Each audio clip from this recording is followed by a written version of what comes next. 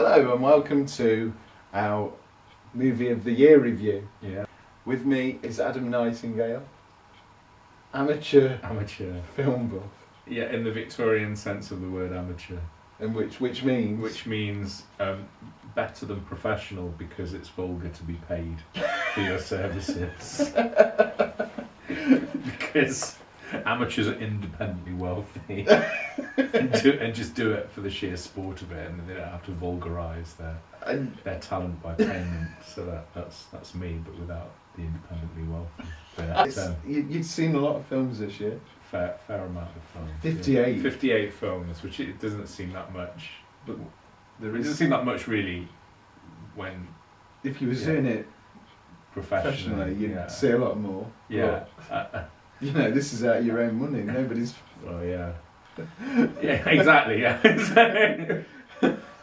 So, but it's more than one a week. Yes, it is. Yeah. So it's like a movie in a couple of minutes. Yeah. So there's going to be inevitably films I missed or just didn't bother seeing, or you know, so there are films that have kind of cropped up on top 10 lists and that I haven't seen. You just rattle through. I haven't seen like Hunt for the World People, Daniel Blake, which a lot of people you know, and Arrival I haven't seen to my shame, things like that, you know, so they're not going to be on my list, not because I didn't like them, but because I haven't seen them yet. And it's a chronological list. Yeah, there's no sort of, there's no order of one. merit. It's, it's just the order of when they appeared during the year. Right, the next one you've got another horror, but this is probably more of a horror than... Oh, well, more and less. I mean, it's not. I mean, no, horror. it's not. I mean, it's not violent. No. You know, and Bone Tomahawk is undoubtedly violent. You know, and but no, this film's The Witch. So The Witch is a folk horror film, and it's sort of set in the 17th century, on the edge of a wood in New England, and it sort of focuses on a family that have been kicked out of a stockaded community by the church for some kind of, you assume some kind of theological disagreement. You know, they're Puritans and they've been kicked out by Puritans, and it's not kind of a moral issue. And they're just forced to fend for themselves in very Spartan circumstances on the edge of this wood in which lives a witch. And the witch steals the baby in the care of the eldest daughter, and she sort of says a witch took the baby, and the family don't know whether to believe her or not.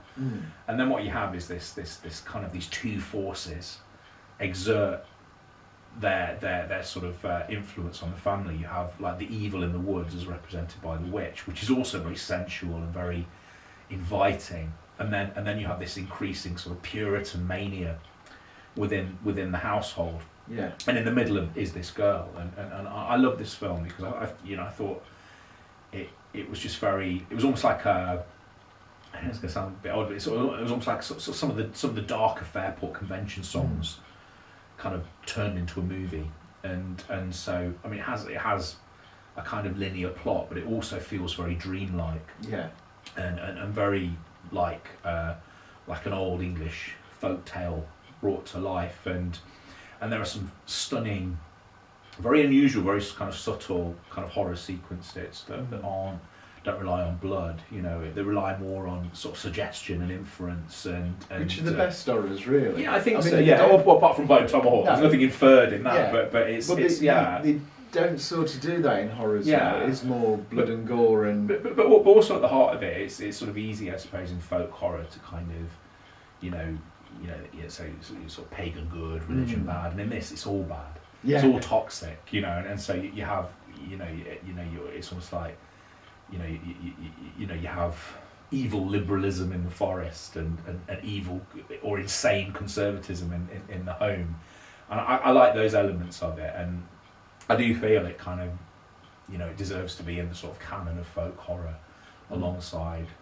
things like Witchfinder General and Blood on Satan's Claw and more recent Field in England and The Wicker Man. I think The Wicker Man sort of is the kind of the gold standard of these sorts of movies, and I was very impressed with it. Yeah. And it was dad in this. Ralph Ineson, Finchy from The Office. But the real finder, he's very, very good. But the real finder, I've got to consult my notes because I forgot her name. Is Anya Taylor-Joy, who plays the girl. She's superb. Yeah, very, very good actress. So one to watch out. One to watch out for. Yeah. Next we have got Neon Demon. Neon Demon. So that's Nicholas Winding Refn, the director behind Drive, Only God Forgives, the Pusher trilogy, Bronson, Valhalla Rising. A phenomenally interesting director, and very divisive director, and again, it's another kind of horror film. It's just kind of very difficult to categorise, and it's set in Los Angeles, and it follows Elle Fanning, who's this. Is it set present day? Yeah, it's present day. Yeah, and it's about a young country girl who comes to LA to, make her way in modelling, and finds that kind of doors are opening for her left, right, and centre because she has some kind of quality, and it invokes the jealousy of the models who've kind of been around a little bit longer, and had a bit of plastic surgery, and it just follows her adventures through this kind of quite nightmarish Los Angeles as she's sort of preyed on metaphorically by monsters, and then more literal monsters as the film goes on. But the film doesn't go out of its way to make a lot of kind of linear sense, and it feels like it's not Showgirls. It's not Showgirls, no. and it sort of feels, it has a kind of dream logic to it, and I think it has some phenomenal sequences in it, and the criticism about it, a lot of people don't like this film. The criticism is it's like all style and no substance. I think I do believe it has substance. I do believe it has a bit more depth, and a lot of the depth is in Elle Fanning's performance. The Neon Demon also has this kind of incredible array of cameo performances, and most sort of surprising of which is Keanu Reeves, who turns up as a kind of really sleazy motel owner, and he is fantastic. And does he act in this? He does act. Yeah, he's very good. I quite like Keanu Reeves though. I mean, I know he does sort of. Sometimes he phones in the performance, and I don't think he ever phones in the performance. I just think that's how it comes across. I think he's always trying. He's always trying. I think he's a phenomenally hard-working actor, and his saving grace really is just innate likability. That's his kind of star quality. I think he's kind of, so at the very worst, it's like, oh bless. But then occasionally he surprises you, and he does have a presence. He has an incredible physicality. But this is a character role for him, and he does contribute, like the film's most disturbing sequence, I think. And you don't actually see that this is all.